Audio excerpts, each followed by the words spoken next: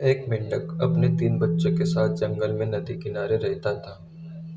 उन चारों की दुनिया जंगल और नदी तक ही सीमित थी।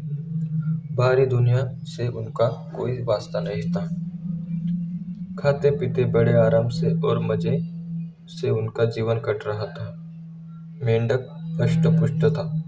उसके बच्चों के लिए वह दुनिया का सबसे विशालकाय जीव था। वह रोज उन्हें अपनी बहादुरी के किस्से सुनाता और उनकी प्रशंसा पाकर फूला नहीं समा सकता था। एक दिन मेंढक के तीनों बच्चे घूमते घूमते जंगल के पास स्थित एक गांव में पहुंच गए।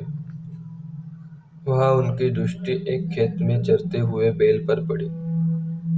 इतना विशालकाय जीव उन्होंने पहले कभी नहीं देखा। वे कुछ डरे, किंतु उनकी विशाल काया को देखते रहे।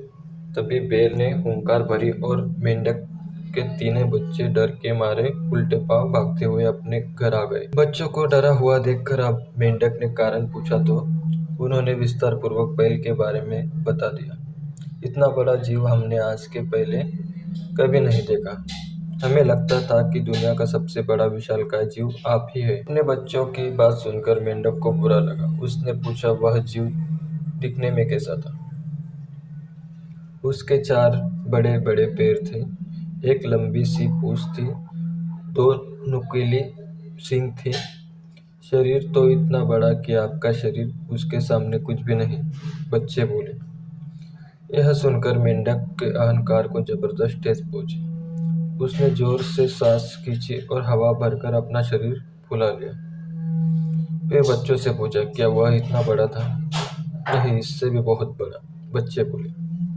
मेंढक ने थोड़ी और हवा भरकर अपना शरीर और फुलाया। क्या इतना बड़ा? नहीं नहीं, और बड़ा। मेंढक ने जंगल के बाहर कभी कदम नहीं रखा था। उसे बैल के आकार का अनुमान नहीं था, किंतु उसने मानो की जिद पकड़ ली थी कि अपने बच्चों के सामने सोए को नीचा नहीं दिखाना। वो जोर जोर से सांस खींचकर ढेर सारी हवा अपने शरीर में भरने लगा। उसका छोटा सा शरीर गेंद के समान गोल हो गया, किंतु इतने पर भी वह नहीं रुका। उसके शरीर में हवा भरना जारी रखा। उसने इतनी सारी हवा अपने शरीर में भर ली कि उसका शरीर वह संभाल नहीं पाया और फट गया। अपने अहंकार में मेंढक ने अपने प्राण गंवा दिए। एक अहंकार पतन का कारण है। धन्यवाद।